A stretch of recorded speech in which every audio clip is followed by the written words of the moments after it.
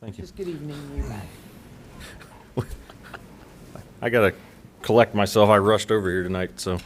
All right, so we will get this meeting started tonight. Anyone who does wish to address council, if you would please sign in on the sign-in sheet over here at the table with your name and address.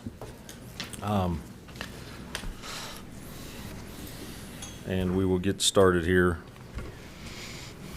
in just a second.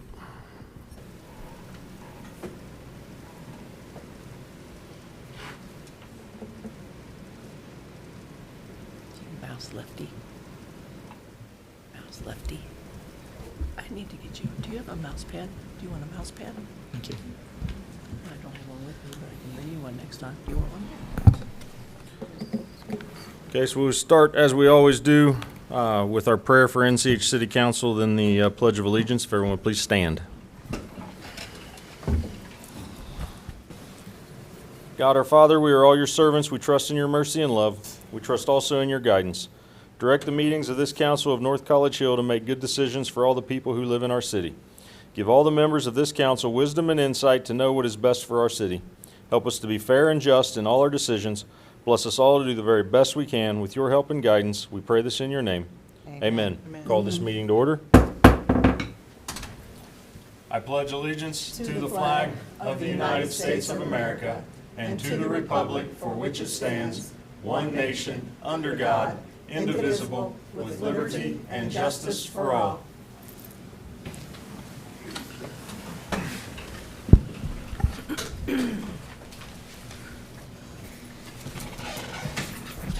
Good evening, everyone. Thanks for coming out. It is Monday, April 17th. This is a regular North College Hill City Council meeting, and we will turn to roll call. Mr. Hedger, when you're ready.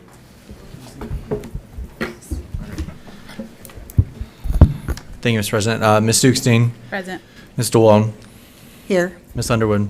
Present. Ms. Alexander. Present. Ms. Zorb. Here. Ms. Blythe. Here. Thank you, Mr. Hedger. You have tonight's agenda. Mr. President, Ms. DeWald. I make a motion to accept the agenda.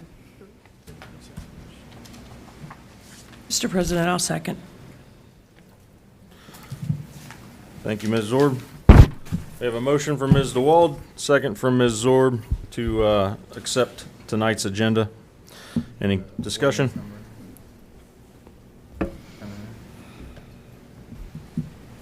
Mr. Hedger, please call the roll. All right. Ms. Dukestein. Yes. Ms. DeWald. Yes. Ms. Underwood. Yes. Ms. Alexander. Yes. Ms. Zorb. Yes. Ms. Blythe. Yes. Motion passed, 6-0. Thank you. We also have the minutes from the council meeting that occurred on April the 3rd. Mr. President, Ms. DeWald? the only thing I could find on that on a quick read was in the very beginning, Ms. Anderson is not present. Did I have it on there? I will make that correction. Thank you.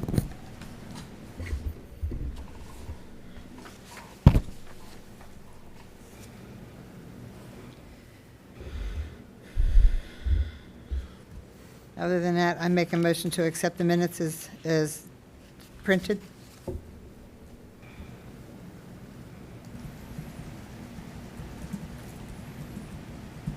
Mr. President, Ms. Dukestein? I'll second that motion. Motion from Ms. DeWald, second by Ms. Dukestein to adopt the minutes from the 4-3 meeting. Any discussion? Mr. President, Ms. Zorb? so I'm confused at the comment Ms. DeWald made. Are you saying that Ms. Anderson was not at the last meeting? Oh, my gosh, that's what I get for rushing in here. I retract that statement. That was her last meeting. It was her last meeting. Sorry. Thank you. You had it accurate. Any other discussion? looking, so I was like, I'll just correct what I've done. All right, motion on the floor to adopt the 4-3 minutes by Ms. DeWald, second by Ms. Dukestein. Please call the roll. Ms. Dukestein. Yes. Ms. DeWald. Yes. Ms. Underwood. Yes. Ms. Alexander. Yes. Ms. Zorb. Yes. Ms. Blythe. Yes. Motion passed, 6-0. Thank you. Do you have any communication tonight, sir? Thank you, Mr. President. I do not. All right, that'll take us to council committees, starting with City Community Development and Recreation. Okay, City Community Development and Recreation met on April 10th at 6:30. The first thing that was brought up was the renters registration legislation. We had not received any type of update from Mr. Dieters, and I will email him regarding that. Ms. Clear wasn't there, but we did review the report that was sent, and we talked about some upcoming events, food truck days, Memorial Day Parade, the Juneteenth Music Festival on June 17th. We also talked about Wise Park was still flooding and asked Ms. Ike to follow up with the vendor who performed the work. I believe we did receive some correspondence back saying that something had been done to remedy that, to make the drainage go. It would still kind of not flood, but accumulate a little bit, but there was some accommodations made for the drainage. We also had a senior center update in which we said that renovations still need to be made, brought up to code, fire extinguishers and things of that nature. We also talked about various parks around the city, having updates such as mulch and new equipment.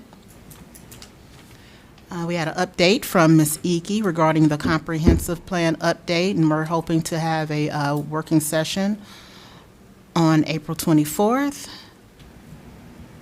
Ms. Zorb gave an update on the tree and said the tree was in good standing. We didn't have any old business, but we did have a new business in which a citizen would like some trees planted on Betts and Waltham Alley. People were using it as a driveway, and there was a concern regarding the city maintaining it. And Mayor Nichols said she was going to look into it to see if it's owned by the city or not. And there was also an inquiry on who was maintaining Wise Park.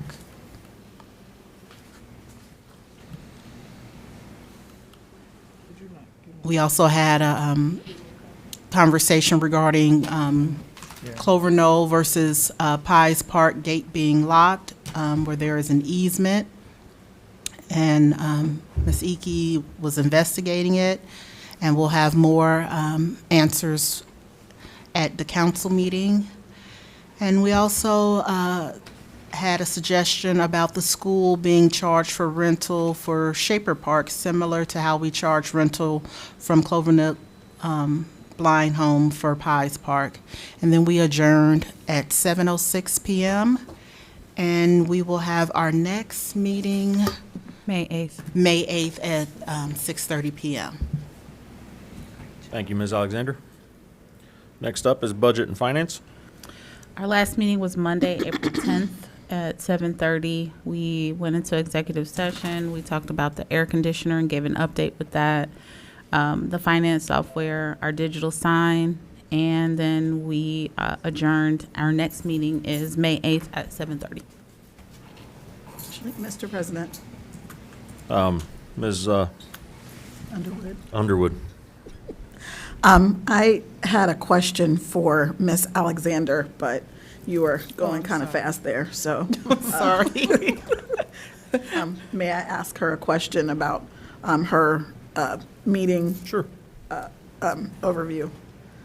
Miss Alexander, so you gave a update about the senior center, and and I was just kind of curious as to what renovations need to be made to the senior center.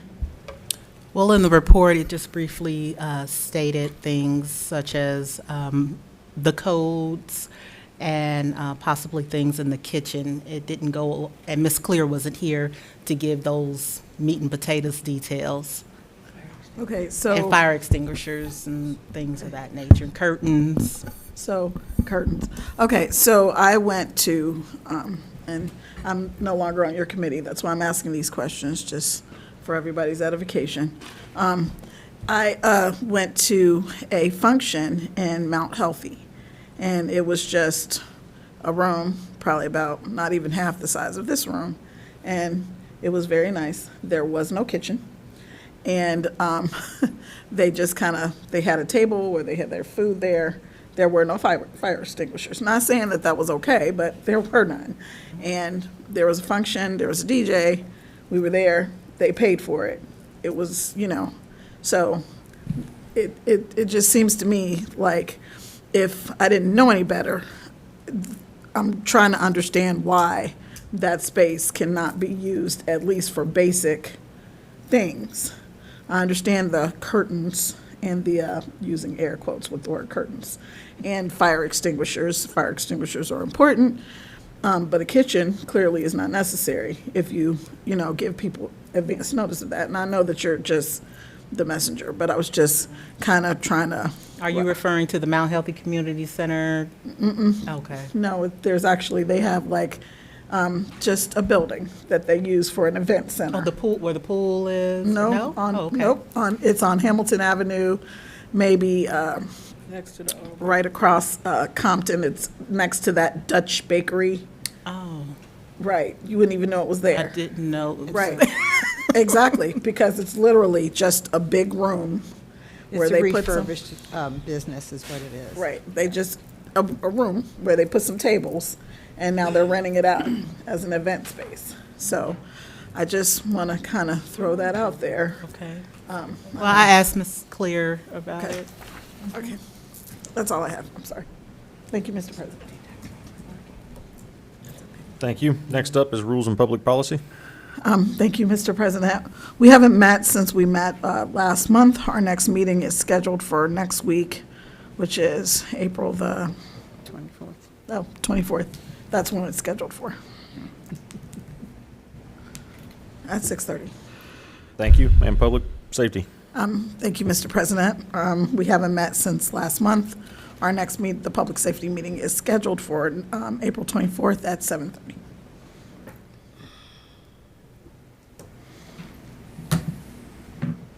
Thank you. Are there any ad hoc reports tonight?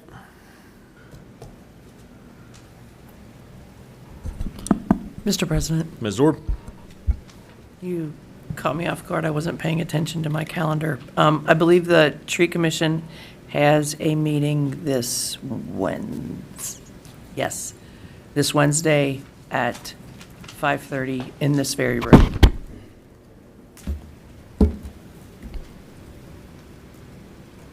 Thank you. Any other ad hoc committee reports?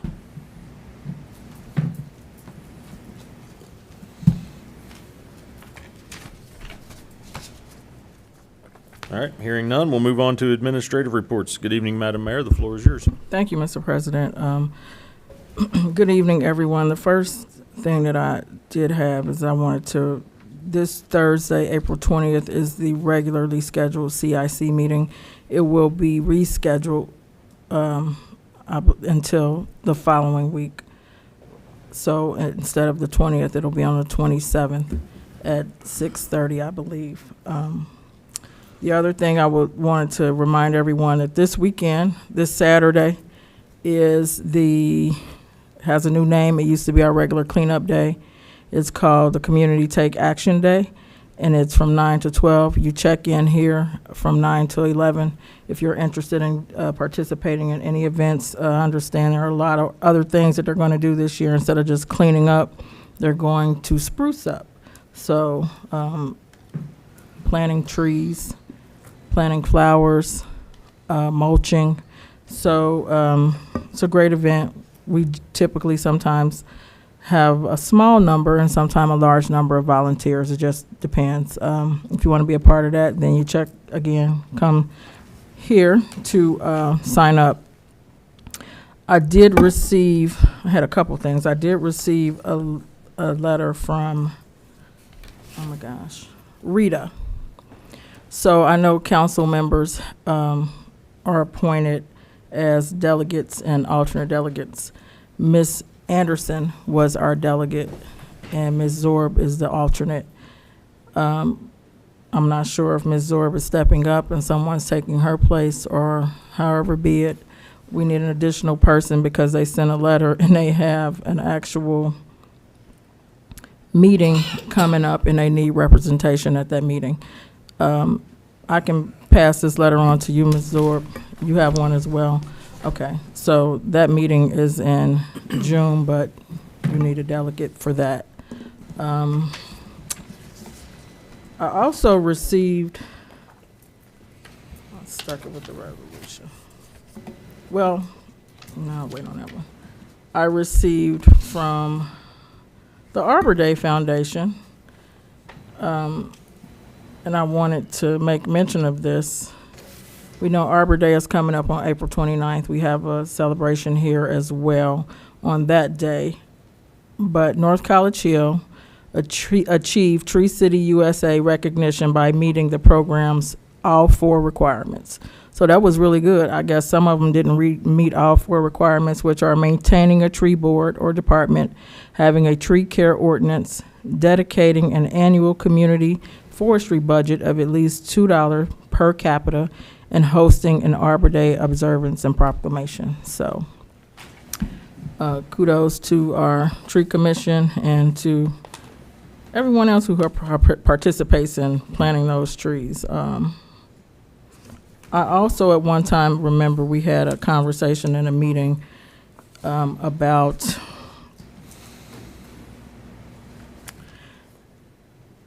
there was 2. We talked about the Tax Incentive Review Council.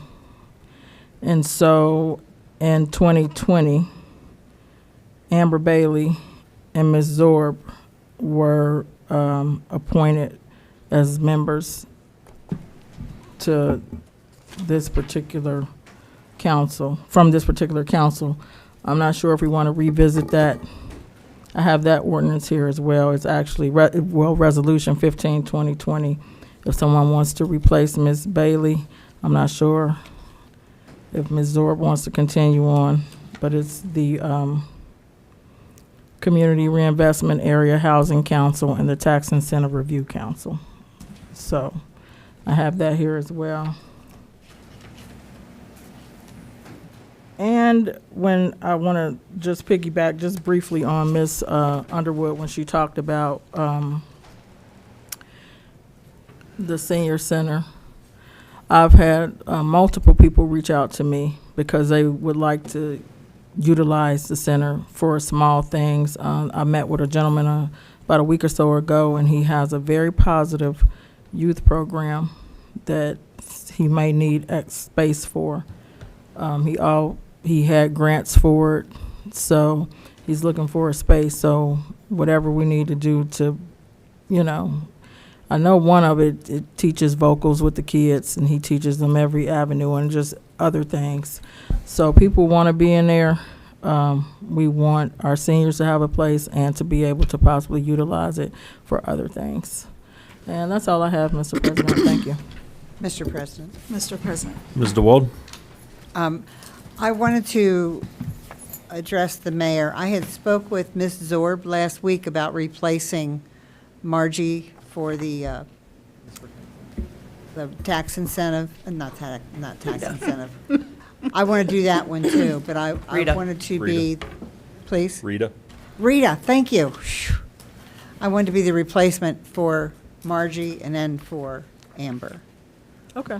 So if we would make So I a guess motion tonight. we would have to probably do a new resolution for replacing Right. on both. Or you can make the motion with Rita, but for the tax incentive, we probably need a new resolution. Okay. And I can hand this over to you. I have Unless a Ms. le- Zorb gave you a copy of the Rita. No, I have all that. I got it from Ms. Ms. Ike. Ike handed it to us. Ike Jennifer. I'm sorry. Ms. Ike gave us a copy. Okay.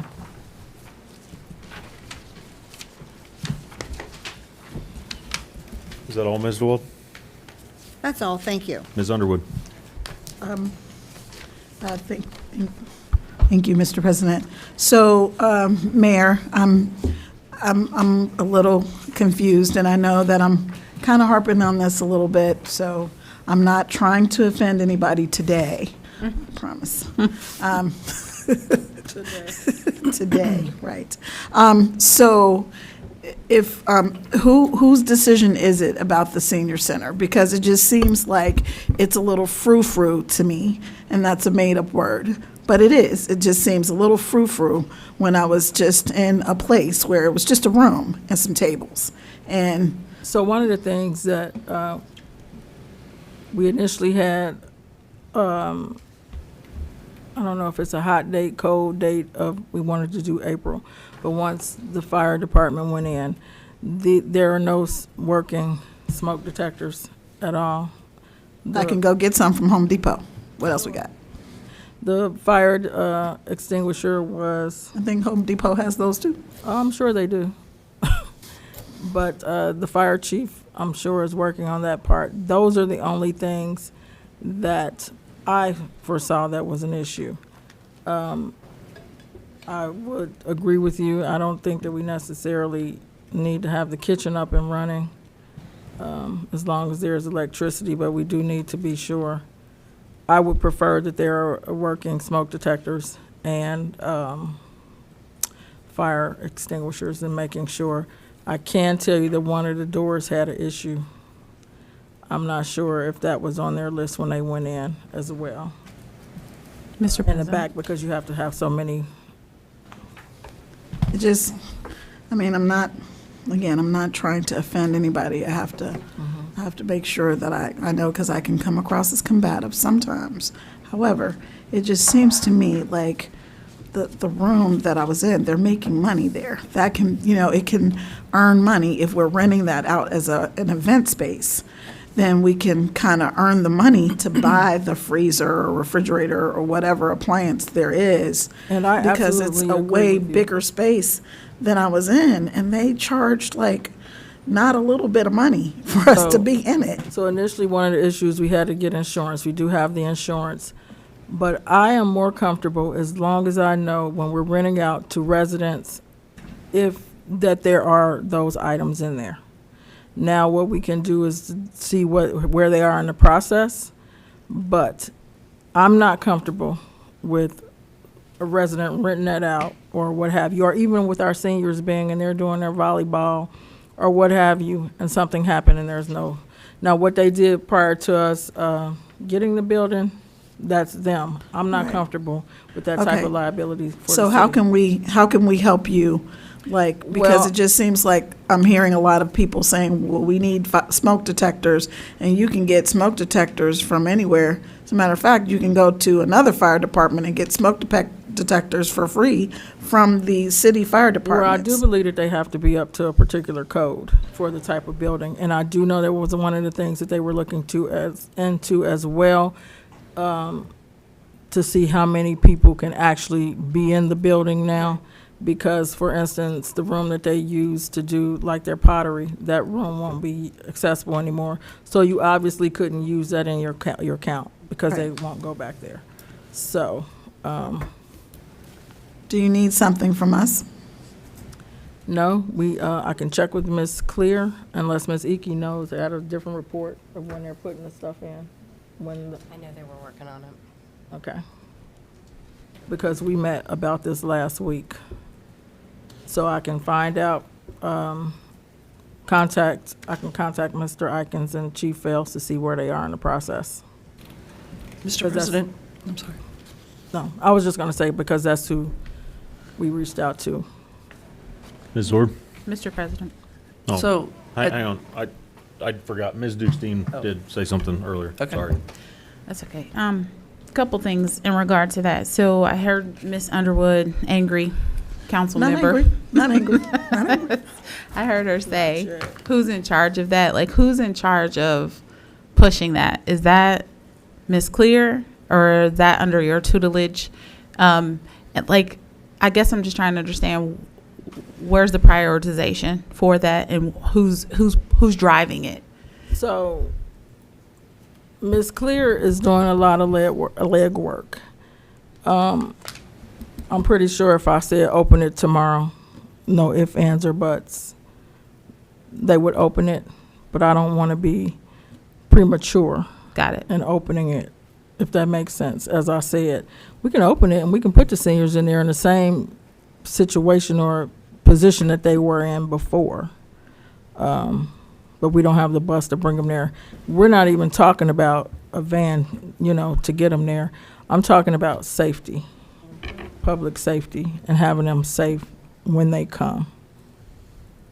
Fair.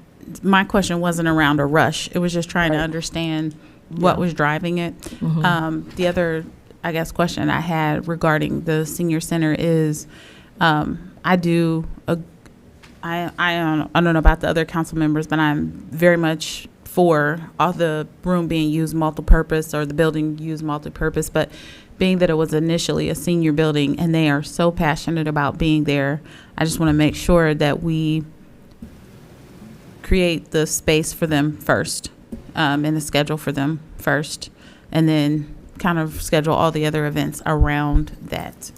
Or is that in lieu as well? Yes, that was one of the first things, because we talked about having a soft open for them, even if they came, because they want to come socialize, they want to be amongst their friends who they haven't been able to do so with. So that was one of the things that we talked about, that even, paint and repairing tiles was one of the things that we talked about. If you look at the tiles, it has like little nicks in it, but they said that was from another group that used to rent it out. So one of the things that we did talk about was like a soft opening for them.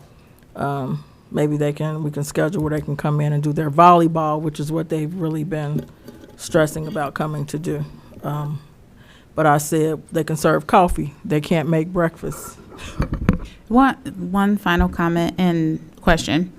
Comment is, technically, once we get the building up to like the fire extinguishers and the smoke detectors, they were using the building as is beforehand. I'm sure they'd be happy to just come and meet, even if it's just like social things. The other question is, do you have a date in which, or a projection of the date in which, things will be ready? Well, I Or had a goal? initially I was shooting for April 1, but after Ms. Clear came back with her report of them checking on the smoke detectors and the fire extinguishers, when I met with Ms. Iki last week, we did not come up with a different date for those reasons. So, again, I will check to see where they are, and hopefully we can do something mid-May. Okay. Ms. Zorb? So I guess now I'm going to be the bad guy in the room. So I know when we first talked about purchasing the building for $1, I had asked the city administration at that time, what is the plan for the building? And I was, just to my knowledge, I don't know that council has ever been given a plan. Like, what is the plan going forward before we open this? I'd like to know what we plan to do with it. And then to coincide with that, who's going to run / organize all of it? Like, who is who in the city is going to run that building? And I would hope that would be in that plan. The other thing that I would like to hear from, and I don't want to put him on the spot and make him answer me now, but I'd like to hear from Mr. Dieters to know what, if the levy for seniors is supporting that building, how much, is there some kind of, is there like a match? Like, does the city have to put equal parts in of funding to allow that building to be used for other purposes besides seniors? Like, what does that handshake look like? And it can be in the plan. Your answer can be in the plan. You don't have to answer me now, but if you know the answer, I'd love to hear it. If you don't, I'll look for it in the plan. And I'm calling it a plan and using air quotes. I don't know what you want to call it. There was one question sent to me and one question sent to someone else in that. So I'll answer mine first. Can you use the mic, though? Yeah. Thank you. I would have to look at the language of the levy the seniors levy, but I'm assuming if I looked at that language, it would allow you to maintain His microphone doesn't work. upkeep a facility for senior services. And as long as that. Mr. Dieters, Of that. Could you please speak into the mic better? I don't think that mic's working. Closer or whatever. Okay. There you go. Thank you. As long as that was the purpose of what It's that not money was working. used for, you should be okay for that. As far as it being used for other purposes, We're not online anyway. there's nothing that I would think that would prevent you from doing that as long as the main purpose was being used for seniors. So if it, if it was used from 8 to 6 on Monday through Friday, and then occasionally the city used it for other purposes, I would not have wouldn't be no problem with that. Perfect. Thank you. Mr. President. Are you finished, Ms. Orb? I am. Ms. DeWald? Super quick. An apology to you, Mr. Dieters. That microphone doesn't work like the rest of them. Sorry. So Do I have to, you like- were, I'm gonna you have to, were like- speaking into it. We Yes. just, it's not amplified in the room. I have to get really close to it. My apologies. All right, next up, we have the city administrator's report. Good evening, Ms. Zeki. Good evening. I will be brief tonight. I don't know if the mayor already mentioned this, but April 22nd is Community Take Action Day. I know we talked about this last time, but given that the date is this Saturday, I wanted to make sure that that was top of mind for everyone. There is information on the city's website, and your check-in is from 9 to 11 here at this building. So if you are interested, please see the website for additional details, and we will be happy to plug you in. And that is all I have for tonight.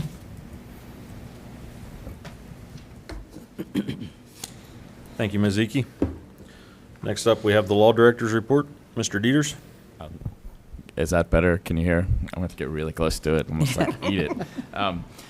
There were a couple emails that went around today regarding a potential easement over that property to the park. I know I'm not certain that we actually own an easement dating back to the 1960s. I'm not sure if one was ever actually drafted and conveyed and actually then recorded with the county. Jennifer, you looked and didn't find one on the recorder's site. So the next steps are going to have to be to go down to the recorder's office to see if for some reason there's something down there that's not online. If it's likely that it was never actually granted, it might have been just permission that was given to the city to utilize that pathway. And then if that were the case, there still may be some other legal remedies available. There's something in the law called adverse possession.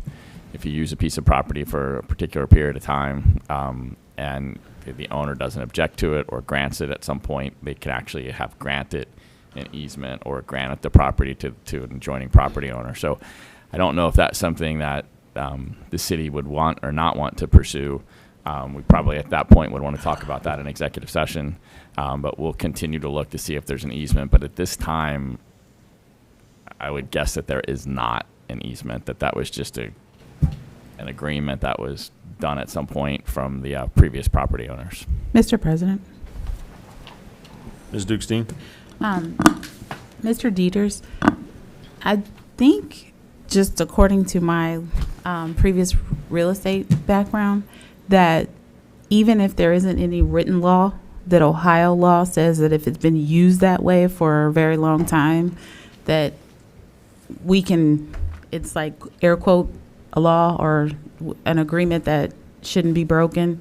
Right, Ms. Dukestein, that's what they call the adverse possession requirement, but you have to sometimes enforce that. So if the owner's not willing to just accept that, then you'd have to go to court to enforce that right, and then at that point, something would be recorded. Okay. Yeah. Mr. President. Ms. Orb? So I believe it also mentioned in some of those emails that there's a sign that mentions "We Thrive." Would we thrive? Sorry, I couldn't get that out. Would they have any of the records that might even coincide with that? We've checked to see when we made the grant application back, I think, in 2011. We've not heard back from them yet. Okay. So, I mean, we continue to look into it, and we just don't have all the information yet.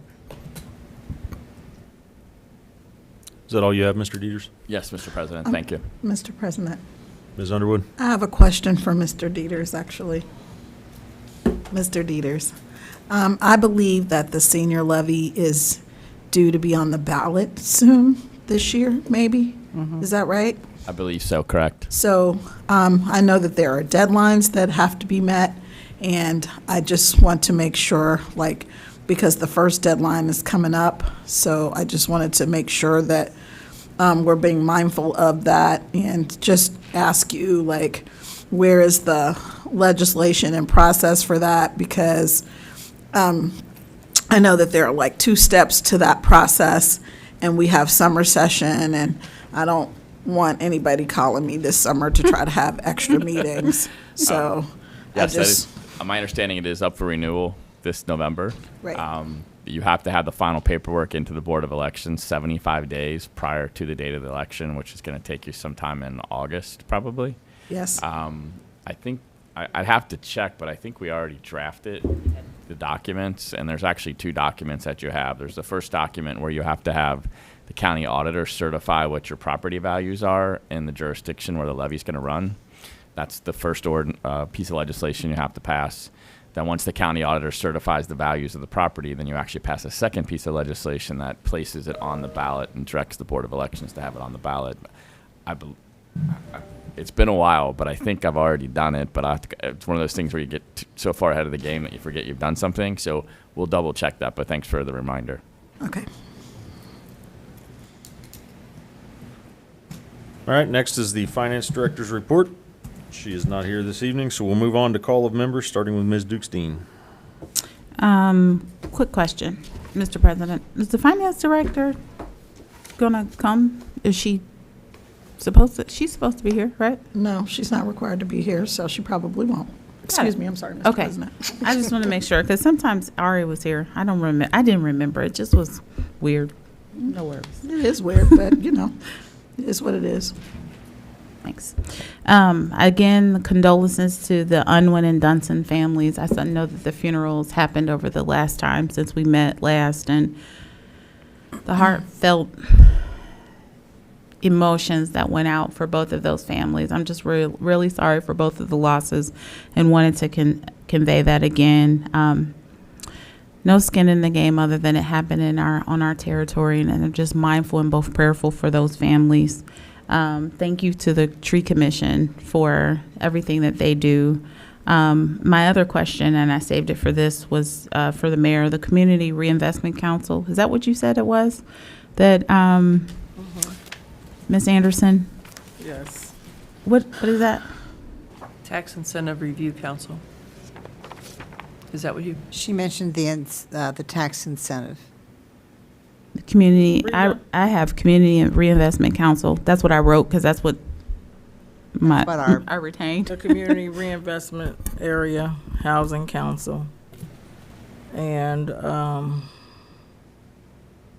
tax incentive. What's the Reinvestment Council, or the? 2 members.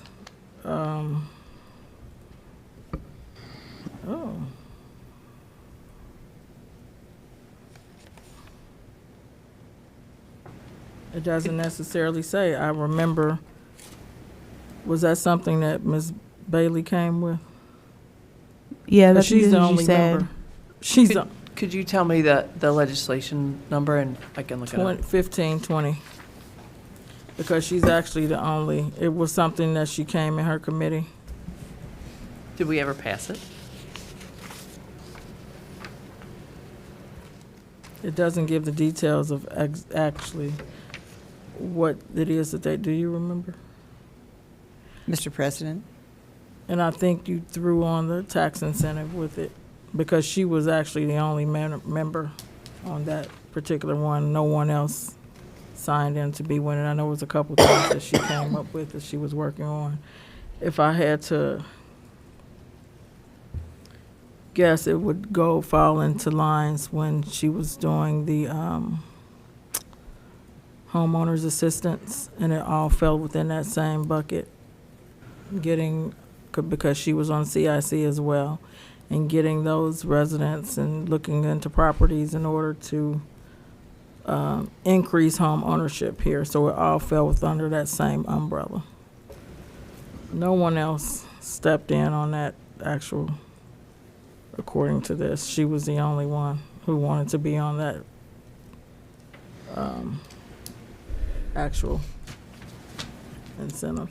If you don't mind, after the meeting, can I look at that information? I happenstantially happened to call down to Hamilton County Auditor's Commission today in regard to something personal, but I came across another department where they have grants for the seniors, and I just spent a long time on the phone talking about how they run that, and I'd like to bring that information back to us. So that was just right down our alley today. If we can kind of work together to look again at that homeowners thing. Other cities are doing it. They're doing it with ease. We just have to tap into their process, or maybe not reinvent the wheel, so we can kind of get something going for our residents. I'm not saying I'm interested in leadership, but I would love to offer the information, but I'm not opposed to leadership either. So that's all. That's my report, I guess. Questions? Thank you. Ms. DeWalt? Never mind. It's Oh, wait. it's call of members. Yeah, okay, yeah. Your turn. I was going to respond to her, and I said, never mind. I understand the horrific events that took place, and my condolences to all families and members involved. Also, I'd like to pat someone on the back, and it might be Miss Iki, for the reflectors on the islands put up so quickly. It really is a big, big difference. Thank you. You're welcome. We are still working with JMA on some other measures we could take along Hamilton Avenue, but once we get that recommendation put together, I'll be back with that information for council.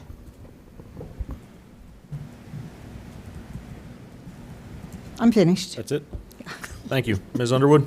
Thank you, Mr. President.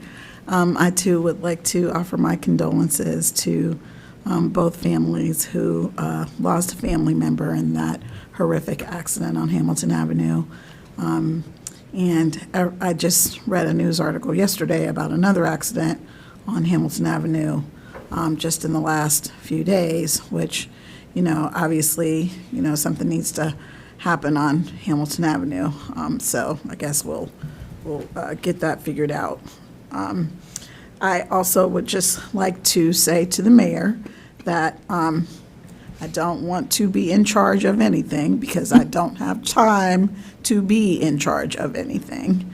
That being said, that I think that I can figure out how to get that building up and running, and it won't take me 6 months to do it either. So I am at your disposal for that, but I'm going to repeat that I do not want to run. So just send me over your information. No, I don't want to be in charge of anything, but I am happy to help, because it just seems like it's being overcomplicated. It's just not that hard. Maybe it's not that hard for me. So I'm not trying to be combative or offensive, but I think that I can get that done pretty quickly. Won't even take me a month. So I am at your disposal if you like.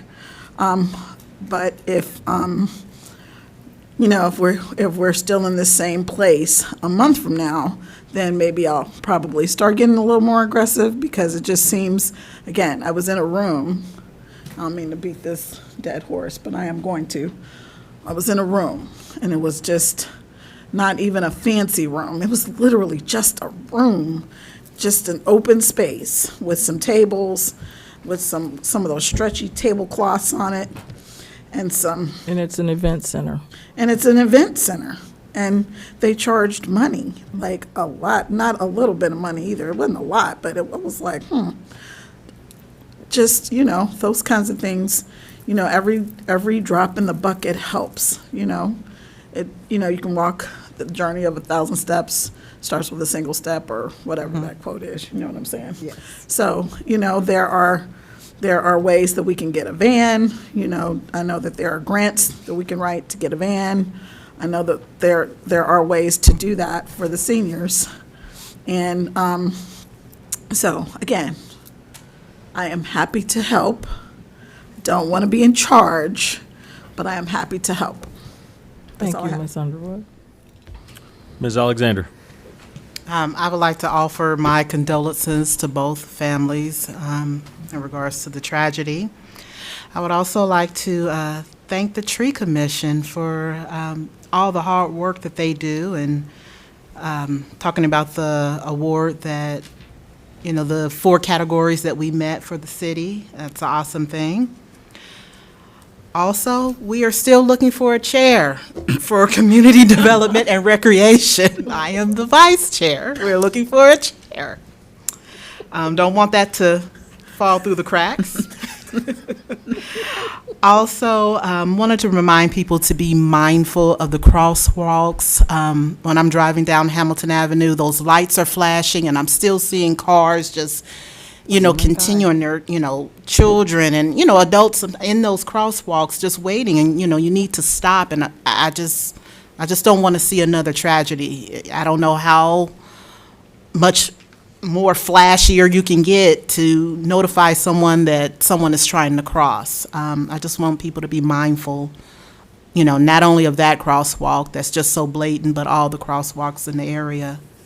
Because we have a lot of walkers in the area. Me and my children, we walk a lot, in our area. And, you're always supposed to be careful, but you hope that those, crosswalk areas are, safe spaces.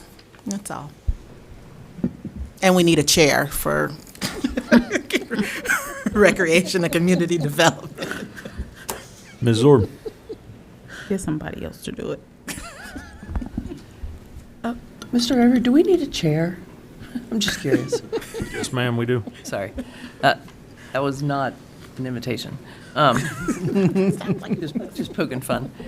So the only thing that I would like to mention is that this Thursday, the president of the Tree City and myself will be going to the Tree City Awards Luncheon, and it is going to be in Fairfield. So hopefully we have more little prizes for the city when we come back. That's all I have. Thank you. Ms. Blythe. No comment at this time. All right, that takes us to remarks from the audience. I actually have one on the agenda here, is Mr. Vernon Webster. If you would please take the podium there, adjust the microphone, please state your name, your address, and hold your comments to 5 minutes if you can. Okay, my name is Vernon Webster. I live at 7003 Clovernewell Drive.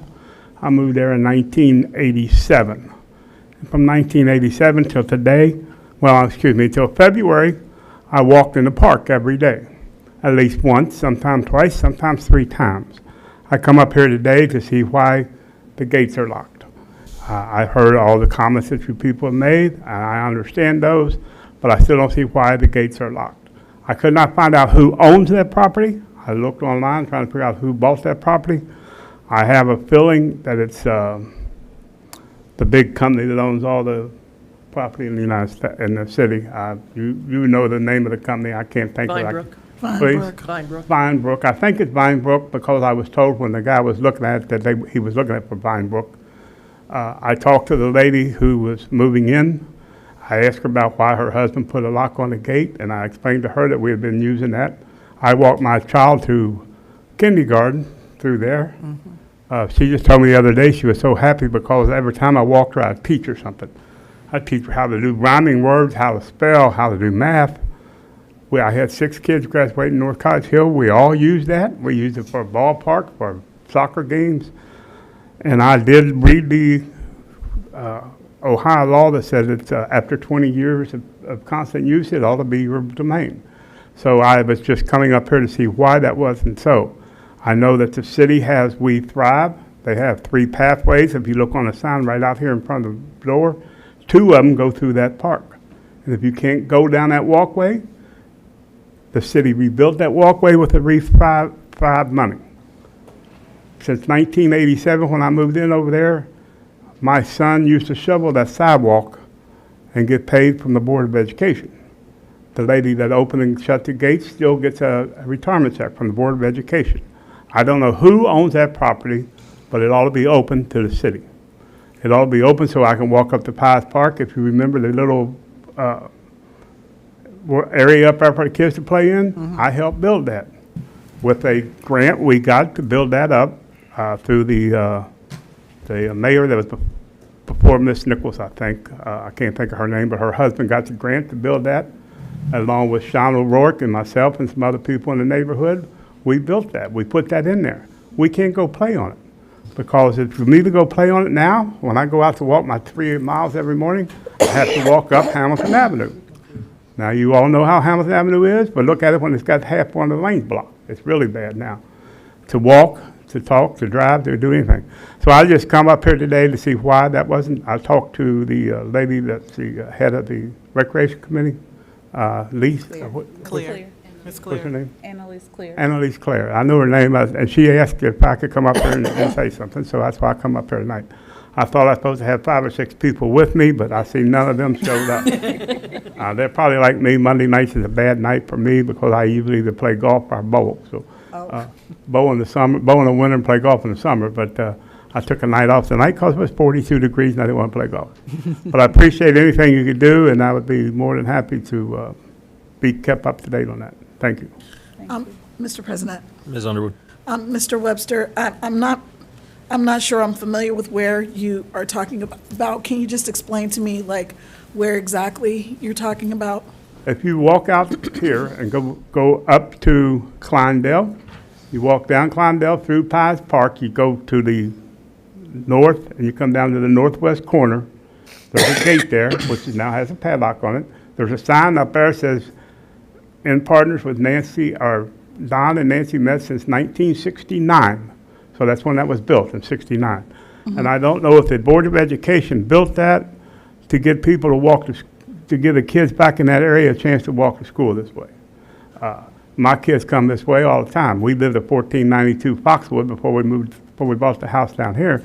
And my kids come to school that way all the time because it's the closest way to get to school. It just goes through the northern side of the park and through that gate down there. And in 2018, I started walking that every day. I weighed 285 pounds, and now I weigh 222. Wow. But I started walking that. I try to walk 4 and 5 miles. I come over, walk through the park. In the summertime, I get over at 8 o'clock. Or sometimes 6 o'clock, 7 o'clock. As soon as it got daylight, I'm out doing it because it gets hot. And I tried to do that. And now to get to where I used to go, I have to go all the way up Hamilton Avenue, go down past all the way down to the first street past the dollar store, which is the one that goes up the hill, which has been, I know all of you know what I'm talking about up there. Goodman? No? No, Not that far. Goodman? No, all the way down past the dollar store, down well, Sundown. the Dollar General maybe. Sundale and Mice. Beach Knoll? Yes, ma'am. The old beach That's knoll. where I'm talking about. I'll have to walk down there just to get a mile, and then I have to turn around and walk back home. Well, it used to be I just come over to the park, I walk up and down through the park, back to the back soccer field and back down, and now they've closed that off. So, I mean, it makes it harder, not harder, because I still do the same amount of walking. It just makes it inconvenient to walk Very. around. So, And I And had not 5 or 6 people in the neighborhood that said the same thing. Sean O'Rourke has 5 boys. He used to walk them up here to play soccer, just to get out and walk around, play in the field, run and jump. There's another gentleman just moved in down there. He has 5 young girls. He brought them up here. Now he can't bring them up here because you can't walk them a mile and a half. To get here, we have to walk down to Hamilton, come down to the street out here and come back down the street. I can't think of names. I'm just Right. don't think that fast. I wrote some stuff down, but since you had already talked about it, I just did. so Anyway. what is it that Vinebrook purchased? That's what I'm I trying don't to know. understand. I'm not sure that Vinebrook purchased that, but I think they did. I don't know for a fact. The lady, when I went over and talked to her, I said, "Hey, did you buy this?" And she said, "No, but we're going to buy it in 2 years." So I don't know what that means, but Vinebrook also bought the house next door to me, coming back down Clover Knoll, and the gutters are falling off the house. One of the downspouts is down in the yard. They took the fence down between my house and their house, and I asked them if they was going to replace it. They said, "No, we don't replace nothing." So that's what I know about Vine Brook, and I looked Vine Brook up, and they're one of the bigger property owners in the United States, I do believe. Mr. President, Ms. Nichols? I'm not sure if Vinebrook does own it. If they do, it hasn't transferred over yet, because when I checked last, that was not the owner. But you know, sometimes it takes a while before it actually will show up on the site. So if they do own it, it just isn't indicating that on the site yet. It's a different company. As I said, I tried to look today to see who owned it, because I wanted to, if it is Vine Brook, and I know how Vine Brook works, because I've dealt with them at the house next door to me, where they won't fix the downspouts, the water runs off the house and runs into my basement. And I had to do proof of that, because my back door into my basement has rotted away in 3.5 years, because every time the water runs down there, it gets up this high and runs in the house. Yeah. So, anything else, I'll be more than happy to talk to you. Well, we are looking into that, sir. I have used that path many, many times as well in the 25 years I've lived in the neighborhood, so, Same. yep, so. Mr. President, if I may, the property is currently owned by Apraxis Ventures LLC. The transfer date was April 4th, which is the approximate date that we got the call that the Okay. gate was. Well, the gate was actually locked in February, Oh. because I waited till I saw somebody over there, and I went and talked to her and asked her, why you locked the gate? And I explained to them the same thing I explained to you. I walk that all the time. People up and down the block, I know a lot of people in the neighborhood that walk that. They take their dogs out and walk them through the park and bring them back home. But it's just inconvenience to some people and convenience to her, so. Mr. President, Ms. Underwood? I'm sorry, I know I spoke before, but you can let me speak a second time if you want to. Sure. So, Mr. Dieters, so since the ownership changed on April 4th, if we were going to have some kind of litigation or something to enforce the easement or the adverse possession of, like, where we've been using that path or whatever it is since 1987, like Mr. Webster indicated, like, is there a limit, like a time where we have to do that? And if so, what do you need us to do? I just found out about this today, like literally like probably 3 hours ago. Okay. So we're still in the process of researching it, and then if we file an action, we'll have to file, I think it's called a quiet title action, in order to enforce whatever rights we believe we might have over that. So it's not impacted by the fact that it's changed ownership. Okay, so and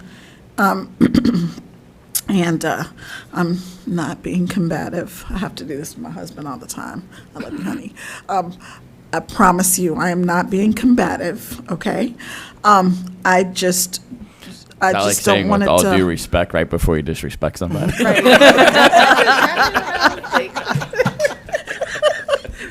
I'm kidding. That's exactly what it is, though. It's like Right. Letting you know, don't respond. I just don't want it to, like, fall through the cracks like some things do.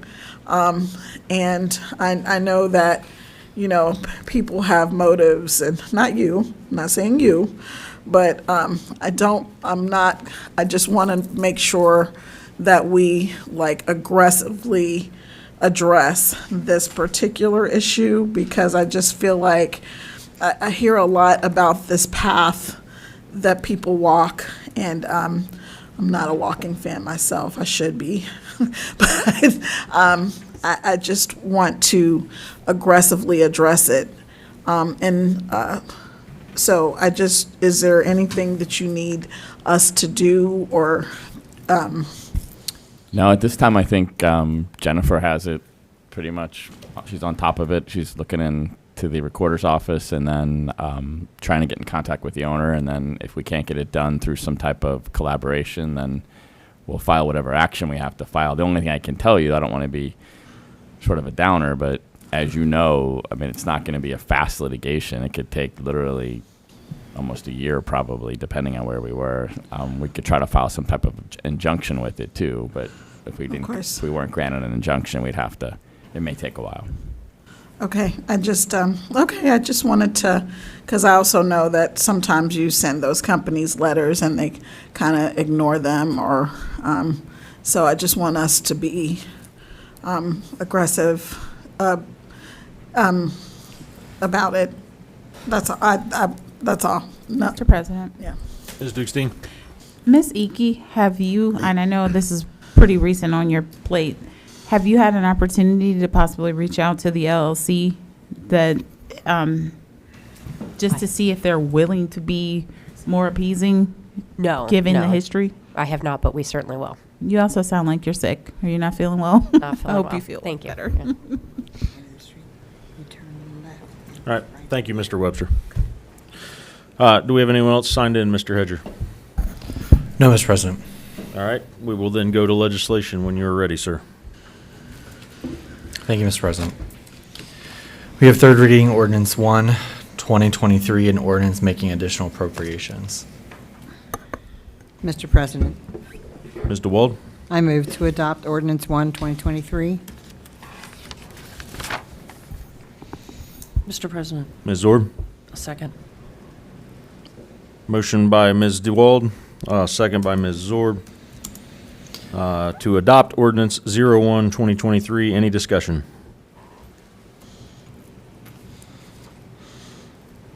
Mr. Hedger, please call the roll. Ms. Dukestein, Yes. Ms. DeWalt, Yes. Ms. Underwood, Yes. Ms. Alexander, Yes. Ms. Zorb, Yes. Ms. Blythe. Yes. Motion passed 6-0. Thank you. Next reading when you're ready. Third reading ordinance number ordinance number 2, 2023, an ordinance to authorize a supplemental payment to LaWanda Willis for finance manager duties.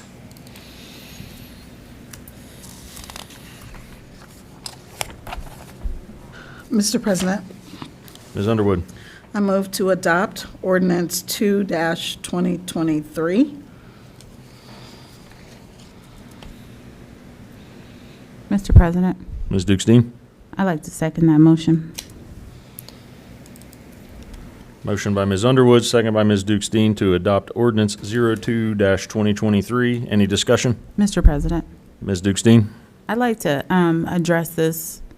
Ms. Iki went through and checked again for any payments that were reported by anyone else, and there were none found. And I just want Ms. Iki to just confirm that for us yet again, just because we've on council had some questions about it, and I just want to put that dog to rest.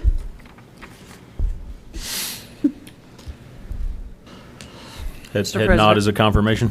Yes, I'm sorry. We did look into it, and we could not find any additional payments for Ms. Willis. Thank you. Mr. President, Ms. DeWald? there were a lot of transactions that could not be confirmed. We all know the budget was a wreck and still is, and I find it and I was told by her that she received a $1,000 bonus. And just because it can't be found doesn't mean it didn't happen. Mr. President, Ms. Underwood? okay, so at the risk of, repeating myself, but I really am not trying to be combative today, okay, to all of my colleagues. But if there are payments that are not reflected in the books, and Ms. Iki has indicated she's gone through the books, and if there are, and then Ms. DeWald is saying that there was a payment made that's not reflected in the books, that sounds like a felony to me. So I think we have a bigger issue than just this little bitty one. So I guess I'm wanting some clarification. And I'm not saying felony charges who, but that just means that if you can take $1,000 and give it to somebody and we can't find any record of it, then if you can take 1,000, then you can take 10,000. That's, I represent criminals or people accused of crimes all of the time. And financial crimes, that is that is how they occur. It is usually someone who's in charge of the money And there's like that person's not like, there's no oversight, there's no, like, that person's not kind of engaging, so I guess Ms. Icky says she didn't see it. Ms. DeWalt thinks that it did happen. Then the bigger issue is like, okay, so is money going out of our city and we don't know that it's going out of the city? Because that's like criminal stuff. I'm just saying. So that's all I got. Mr. President. Ms. Zorb? So I too was in the room when Ms. Willis stated that she got the $1,000 bonus or payment from our former finance director. And I understand that they can't find it in the books, but I guess I would fall into the Miss Underwood category at this point, because that concerns me even more. That either, for some reason, she would tell us something that was inaccurate, that wouldn't make sense at all, and then it couldn't be found in an audit trail, is just concerning to me. I'd also like to point out that this is the third time that we've tried to pass similar type ordinance for this purpose. Granted, it's been different dollar amounts each time, but this is the third attempt at this. Mr. That's all. President, Ms. Nichols? the accusation of the $1,000, I wasn't there. It was brought to my attention. I did have a conversation with Ms. Willis. She denied it. So we can go back and forth and point fingers to say who said what. In the same manner that Ms. DeWall, Ms. Zorb said, she said it. She said they're not telling the truth. When they say that, again, I wasn't there. Prior to Ms. Icky coming, we looked into the matter. So it was looked into on 3 different occasions. We went back and did a double check. Not only did we look through the books, we looked through Paycor. We didn't see anything. We do not take in cash. So it wasn't given to her in the form of cash. Mr. We President. can't make something appear that wasn't there. To be honest, I can't even get into what the conversation was or whether or not what was said and who said what, because I wasn't there. So all I'm hearing is one person saying she said it and the person saying that they didn't. And I like to say that someone is saying they're not telling the truth. She said, you're lying. I wasn't there. Again, Ms. Icky looked into it when she heard about it. I looked into it. I know Mr. Mosby looked into it.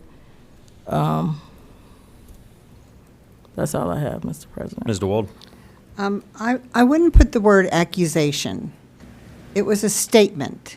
Okay. You can't call it what it is not. It's an accusation to my ear because I wasn't there. And I just want to So it's remind you, accusatory. I want to remind you, Mayor, that when we were in executive session, you told us can't- about 2 conversations you had with 2 different people, and we had to make decisions on that. That was hearsay. Exactly, in the same manner in what you're Okay, saying that and she what- told you what is makes it we're hearsay. gonna- different? It's hearsay. We're going to stop this, and we are going to vote. Please call the roll. Ms. Dukestein, Yes. Mr. Wald, No. Ms. Underwood, Yes. Ms. Alexander, Yes. Ms. Zorb, No. Ms. Blythe. No. Motion is tie. Mr. Graver.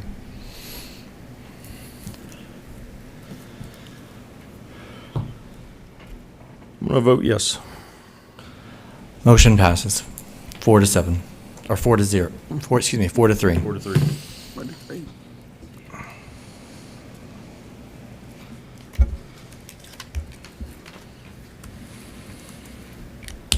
What a mess.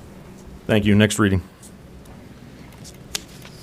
Third reading ordinance number 3, 2023, an ordinance to establish a capital improvement fund and a city development recreation fund to replace the city's home improvement fund. Mr. President, Ms. Underwood? I move that we adopt ordinance number 3-2023.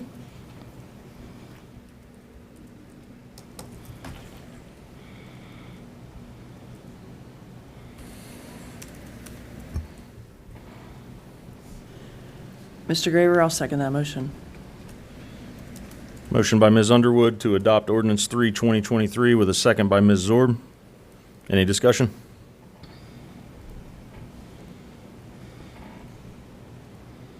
Please call the roll. Ms. Dukestein, Yes. Mr. Wald, Yes. Ms. Underwood, Yes. Ms. Alexander, Yes. Ms. Zorb, Yes. Ms. Blythe. Yes. Motion passed 6-0. Next reading.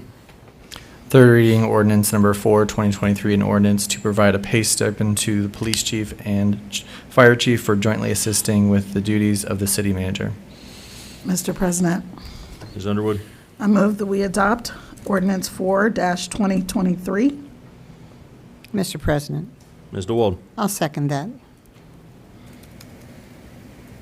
Motion by Ms. Underwood to adopt ordinance 04, 2023 with a second by Ms. DeWald. Any discussion?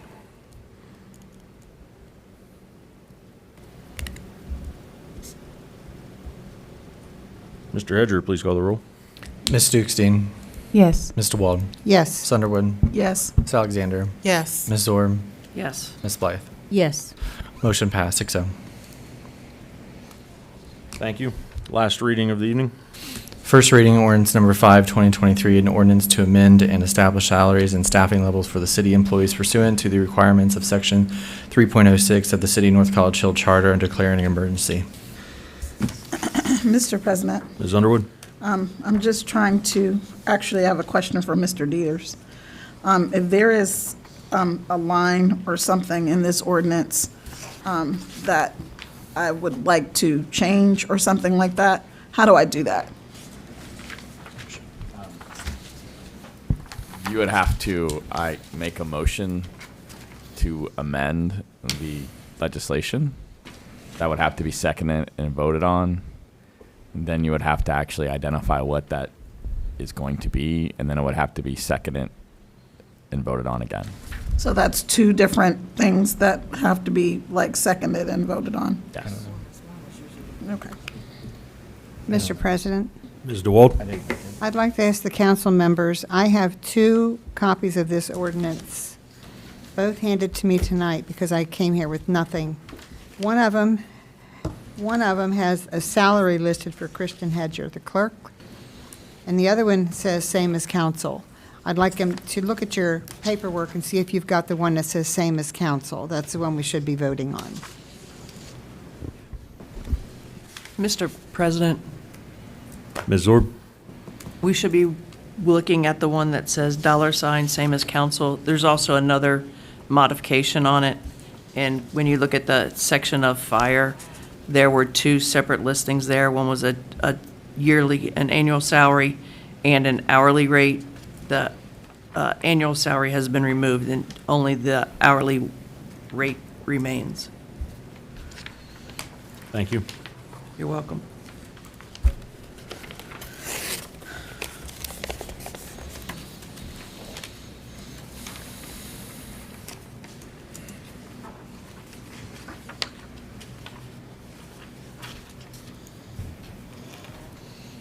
All right, we'll move forward to further remarks from the audience as it pertains to Sorry. I wasn't, can we stay there for a quick second? I will back up. Yes, ma'am. Ms. Zorb. Thank you. I'd like to make a motion to suspend the second and third reading of ordinance 5, 2023. Mr. President, Ms. DeWald. I'll second that.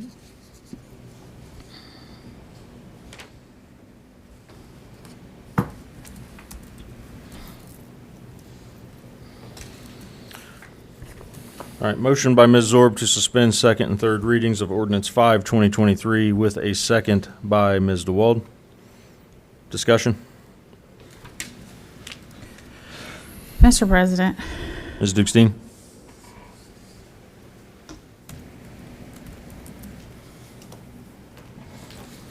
I'm usually pretty for suspending readings, but on this particular one, I feel like there are some reservations in the room, and I also think that we kind of rushed through some corrections.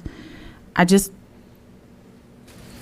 want to see if anyone else is feeling that way. Mr. President, Ms. Underwood? my understanding is that we need 6 votes to suspend the readings, and there are only 6 members on council, so. That's why I'm asking in discussion before I vote. It would be up to your vote however you vote is gonna swing it. I understand. Mr. President, Ms. Underwood? I'll admit that I have some reservations. So, I'll admit that. Yes, me. Would you care, I'm sorry, Mr. President, Ms. Zorb? Ms. Underwood, would you care to talk about your reservations? I don't know that I'm allowed to, so I'm not sure what I'm allowed to say. As I look at Mr. Dieters. Well, you're allowed to say anything you want. Whether you should say it or not is another question, but you're allowed to say whatever you desire.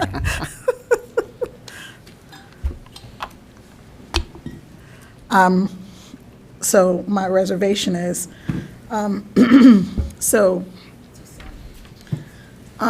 okay, so let me ask this question, and either Ms. Icky or the mayor, whoever has the answer to this, if you could just answer this question for me.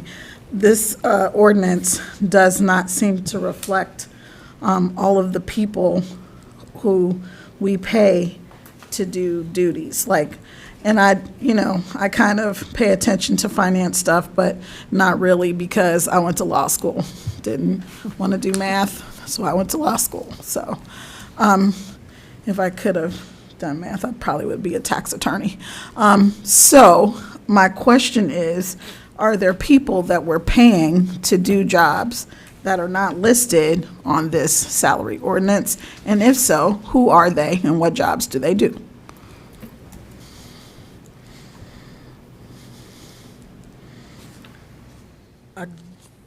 Mr. President, I do Ms. believe Ms. that- Nichols? I do believe that everyone that falls within this category is on this actual document. That's a lawyer answer, okay? So I'm going to rephrase my question.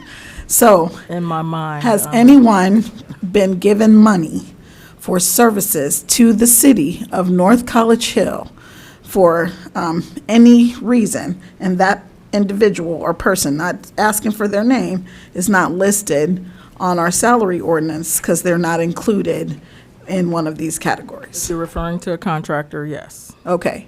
And who are those contractors and what exactly do they do? More than likely, the ones who are routinely Could or you speak like, up, please? the ones who are most likely more routinely would be the grass cutters, or more like snow, well, our people do snow removal. So it's lawn care. Any other people who work or who have received payment or compensation You're from not the city? necessarily talking about an ongoing, or you're just saying you need somebody to do, just- there may be multiple that I cannot tell you. For before. example, it is my understanding, and again, this is a small town, and in a small town, everybody knows everybody's business, even when you don't want to. Like, even when you just want to go to your house and just not hear it, you still hear it because neighbors are standing outside waiting for you to get home from city council. I'm kind of glad it's not being recorded today. So, my question is there someone who works in the office or who has worked in the office here who has been paid to do anything for this city? Is that just a rumor or is that fact? Legislation for it. I'm sorry? Nothing, I was being smart, I like.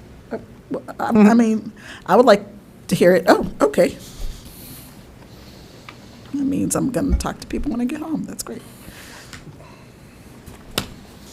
All right, we have a motion to suspend second and Well, third reading. She Had a didn't answer question. yet. Who has a question? I just asked him Oh. a question. Well, I'm trying to think so that I can understand your attorney question. We have contractors. If you're looking for individual names, no, those names are not on there. If you're No. referring to, I wasn't. and when you say this office, you mean this building. Right. We have an IT person that the city pays. Okay. That is not on this contract. I mean, on this piece of, I thought there was. legislation. Okay, so. have your, I heard there was a guy who was helping doing some finance stuff. In finance. Right. Yes. Yes? he's on here.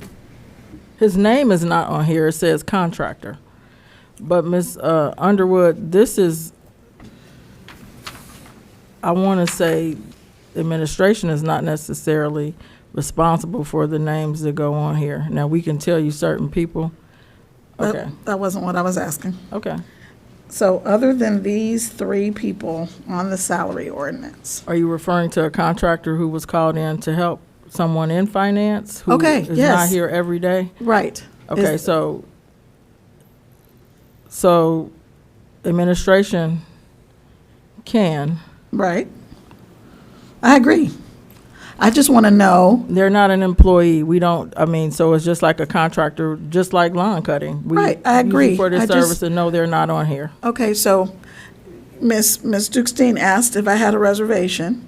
And so my question was, and I'm not trying to keep you here longer, Mr. Graber. So I I'm guess sorry. my question So would be- I guess, so, and I agree, you guys can hire whomever you want to do whatever you need them to do contractually, is, if it doesn't go over that, whatever that threshold is. However, if, for example, and Ms. Iki, I'm just using you as an example, I promise, okay?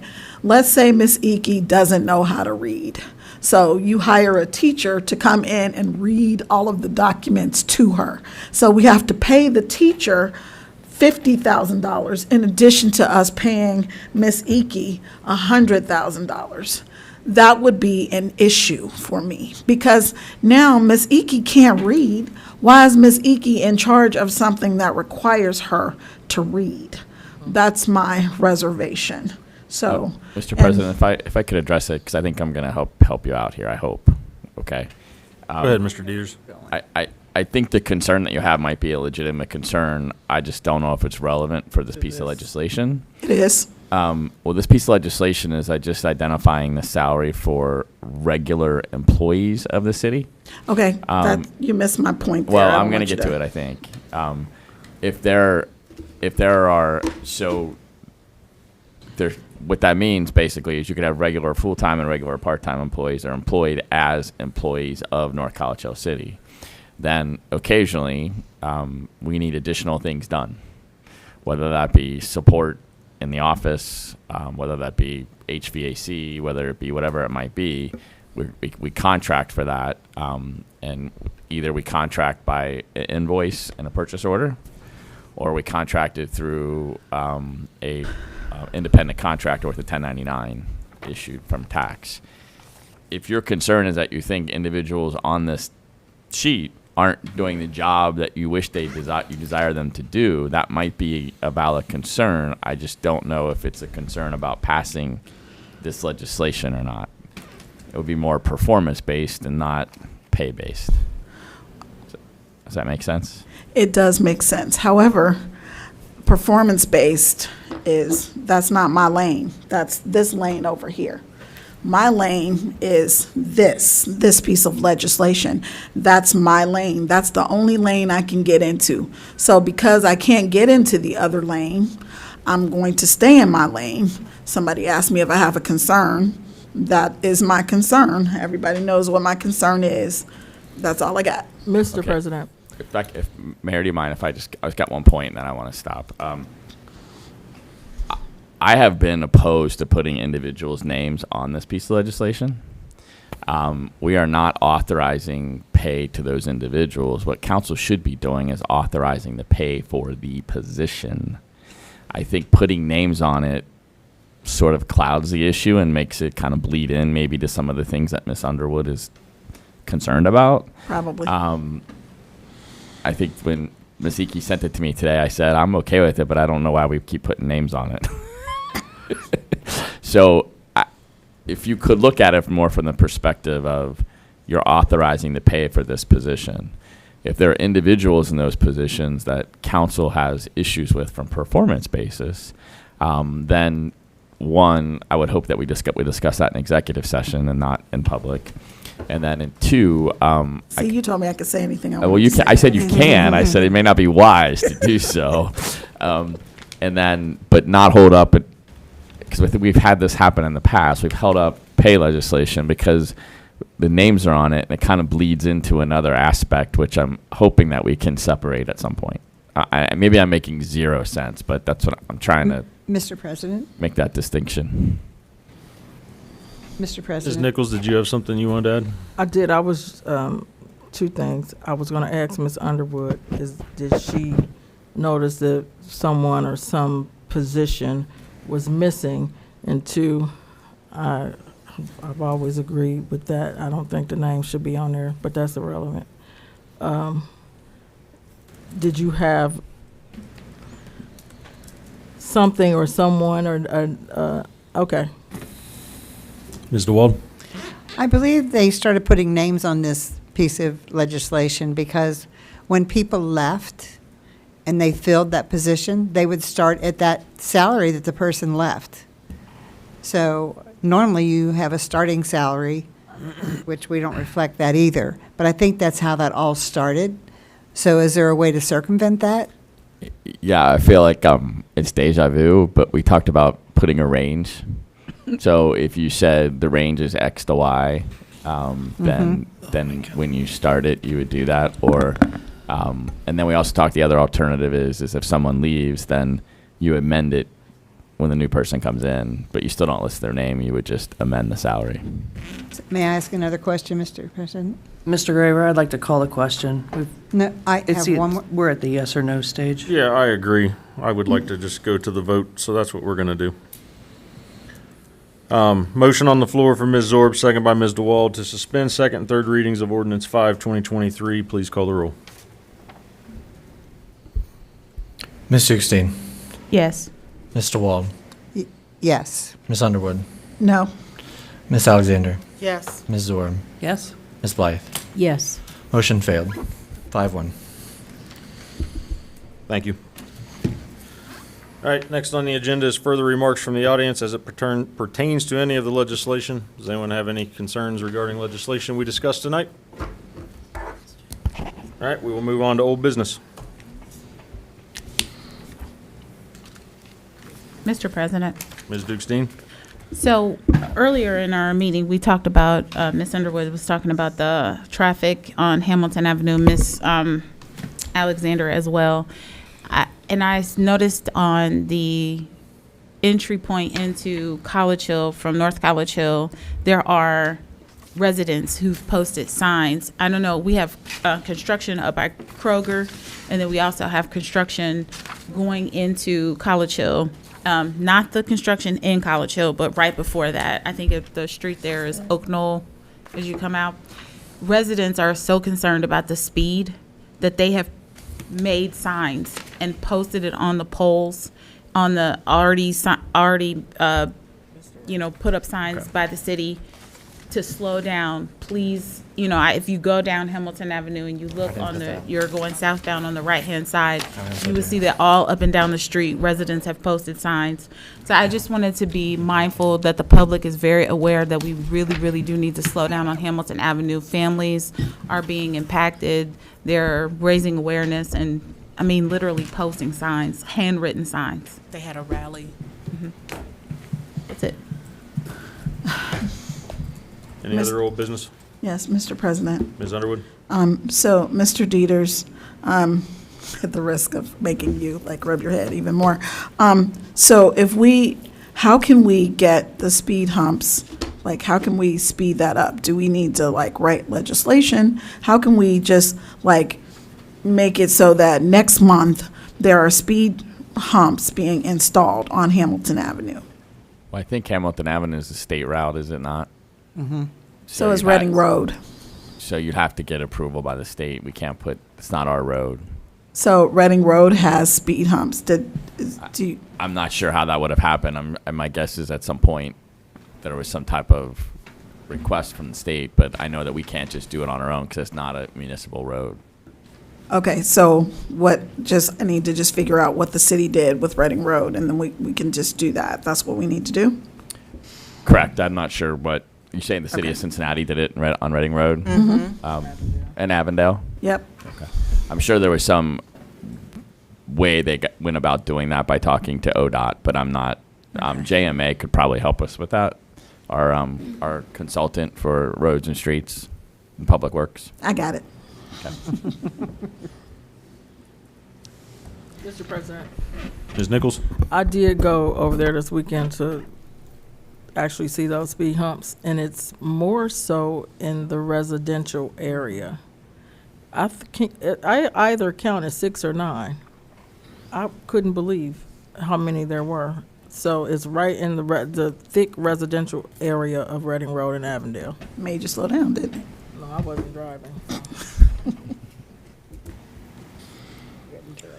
Okay, I got a couple things here. One, we do need a RETA delegate. Ms. Zorb is currently the alternate. Are you staying the alternate, Ms. Zorb? Sure. Need a volunteer to be the RETA delegate. Mr. President. I think I heard Ms. DeWald first. I volunteer to take that RETA designation. So, Mr. Ms. Zorb? President, I'd like to make a motion to appoint Ms. DeWald as the RETA delegate.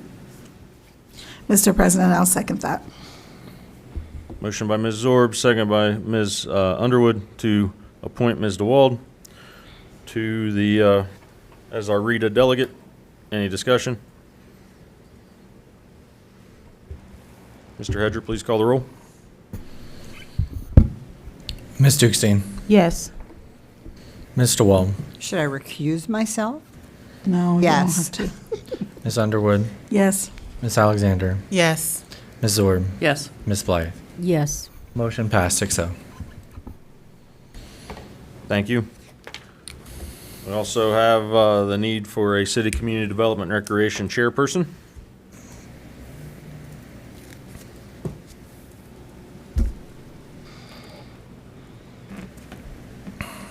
Hearing no volunteers, I will be working to appoint someone at our next meeting.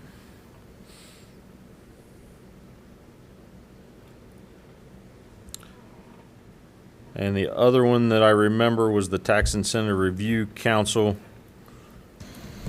where Ms. Zorb, I believe you're the alternate for that.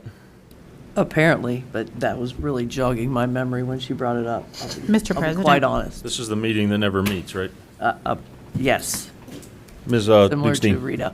I wanted to follow up this meeting with researching a little bit more what the commitment level looks like, and I'd be willing to consider it, but I know Ms. DeWald also said she would be willing to consider it, so if she wants to, I don't know what it looks like. I need to make sure that I can commit if I can. I don't know. Perhaps we can discuss that, I'm sorry, Mr. President. Ms. Zorb. Perhaps we can discuss that in one of our council meetings, one of the committee meetings.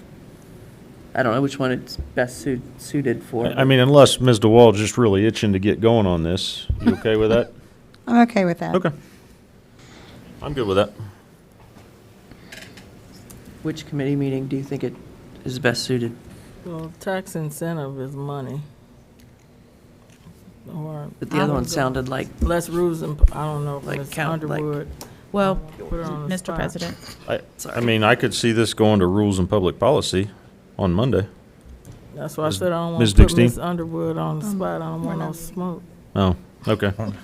as Budget and Finance meets, I was going to offer our Let's time. do it, Budget and Finance on May 8th. Okay. Thank you. Any other old business? I thought we were on new. Were we on old? No, I was still on old. It probably should have been new, but, all right, we're on new business now. I have some new business. Oh, Mr. President.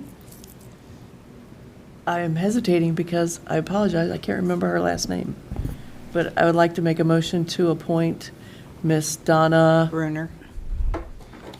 Ms. Bruner. Bruner as a new council person to fill the seat that was left vacant by Miss Anderson. Mr. President. So I need to, Mr. Dieters, you can help me out. What's my understanding is the official process is nomination vote. That is correct, Mr. President. Just a majority vote of council based on this, the fact that there was nobody in that Ms. Anderson had named. No committee.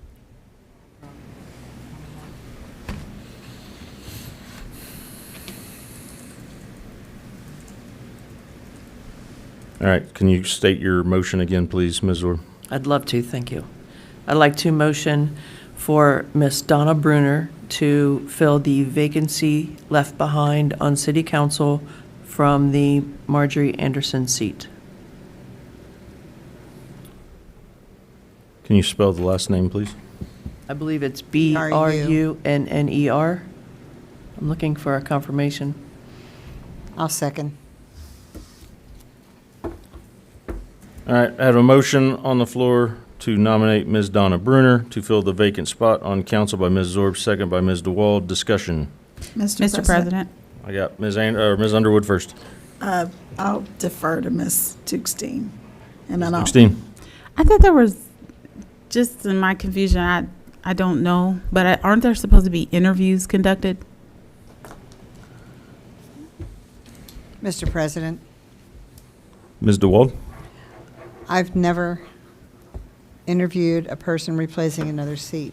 I personally was interviewed the very first time I ran in 1990 because they didn't know me. But that was to run for an elected, I had to run on the campaign. Mr. Dieters, But could we're you provide replacing input? someone. Yeah, there's no legal requirement either under Ohio law and or our charter that there's interviews. Typically, when something like this happens, either there's just a motion and a second and a vote, or sometimes someone will make a motion for they wish to follow a certain type of process. So you can choose to interview, you can choose to accept resumes, or a motion could carry and a vote could carry. It's Mr. President, discretion at council. oh, I'm sorry. Ms. Alexander. I was interviewed. Me too. Oh, So correct me if I'm wrong, but you were both placed here. You were not voted on by council. Mr. Dieters, can you explain is the difference, correct. please? So the charter has a provision that if you had a committee and you appointed a committee, then that committee would actually appoint and not council. So perhaps your interview happened through that committee and not through council. I represent a lot of public entities, so I've seen it happen like all different ways.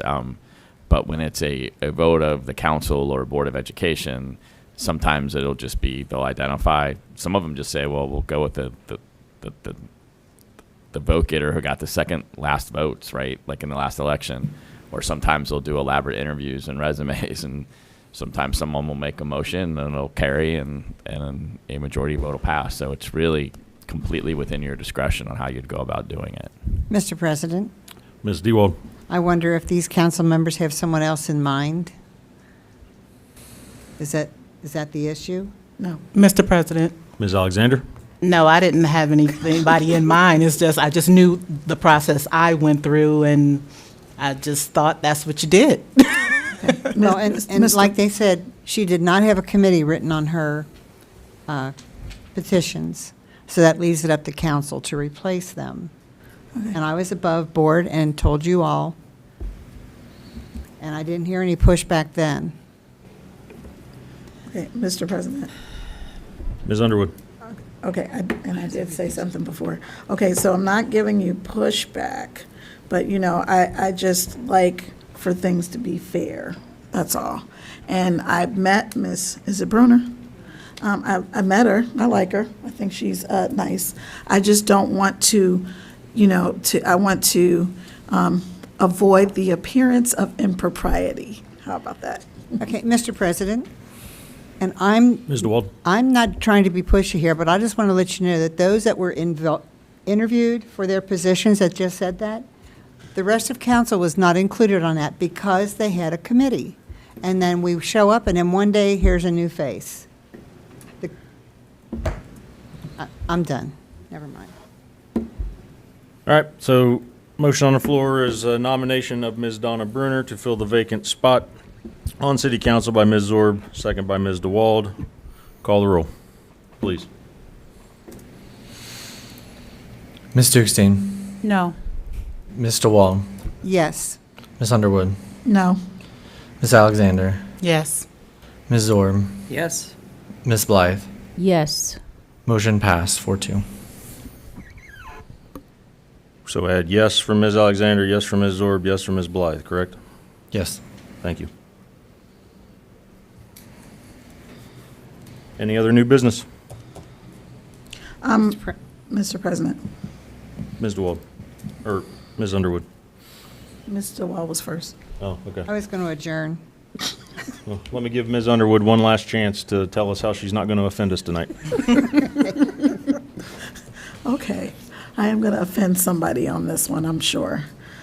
So the city of Cincinnati has been like aggressively going after Vinebrook and other companies like that because of the way that they fail to maintain their properties and just kind of other things that they're doing to just cause issues in the city, like aggressively, like they're almost over aggressive because they're going after other companies other than Vinebrook. Anytime, there's a complaint, something, they immediately file, and I'm at the courthouse on a regular basis, so I kind of see that and I kind of hear about it.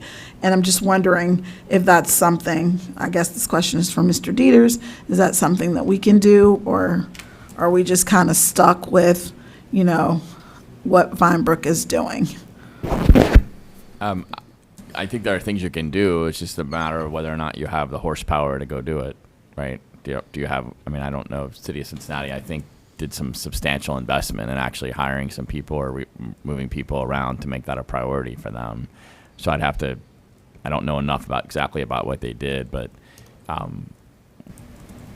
my experience in dealing with those types of situations, it requires you to be your perseverance has to be great, and you have to be on top of it Okay. all the time. But I think there are things that can be done. It may require some legislation. I think Cincinnati did pass some things to do that. Okay. And Mr. President?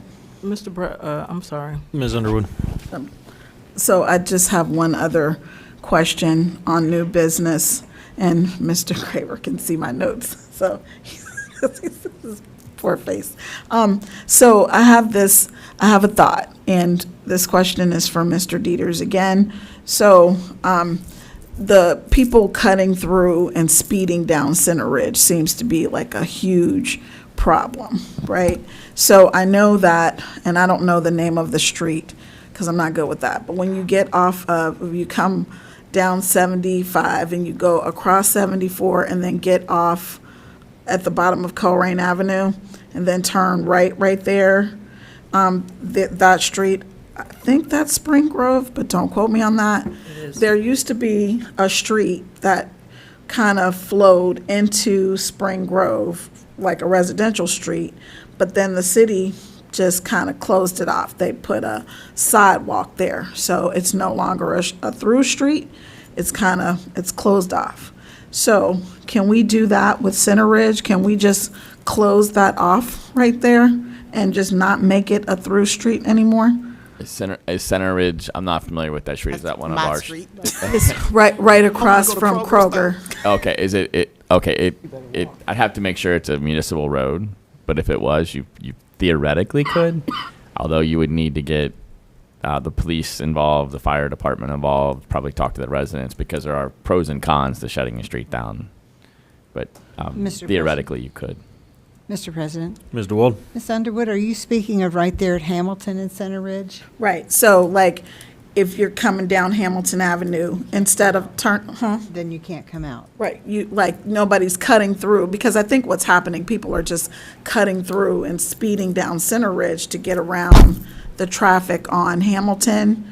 I think that's what's happening. I don't know, because I don't do that, but if we close it off so that there's a sidewalk there, like. Center Ridge is the one that runs parallel with Galbraith. Yes. Yeah, what they're doing, I know when they do it, because getting out of my office when school gets out, forget it. You got to wait. You got to leave 20 minutes before, 20 minutes after. I think what people do is when Galbraith is backed up during certain times of day, they jump on Center Ridge to avoid Galbraith. Yeah. And Mr. President. Ms. the- DeWald? The street that they blocked off just north of that is Joseph. And they blocked that one off because of Cross County being built. It was too close for the, you come right there, Cross County. So they closed that one off so that they could have that space to come off the highway. My concern is if you close off Center Ridge in that fashion, you're just forcing more flow of traffic on the other street, because you only have left then, you have Maryland Neck comes through, and it would force them through onto Bising, and Bising is already a bottleneck, no matter which way you go on Bising. So if we're forcing to Maryland, there's no light. I don't know, that seems like a, I It's don't know. just a suggestion. I just, Yeah. just throwing it out there, not trying to, you know. I understand. Just put. I just think there's a lot of considerations you got to take into when you do that, like, you know, because the safety services sometimes want alternate routes too. If they need to get somewhere in the city and Galbraith would be blocked and they couldn't get to it, is there any other way to get to it? And then, so you got to think about all those things too. Okay. Mr. President, Ms. Nichols? I just wanted to, Ms. Underwood, your Vine Brook question, the CIC, we actually are looking into that, and one of the members have taken initiative to go to Cincinnati to see exactly what they're doing. We're in the collection stage right now, where we're collecting the different information to see what they did and how they, and so it's being worked on in CIC. Mr. President, Ms. Zorb? I'd like to make a motion, we adjourn.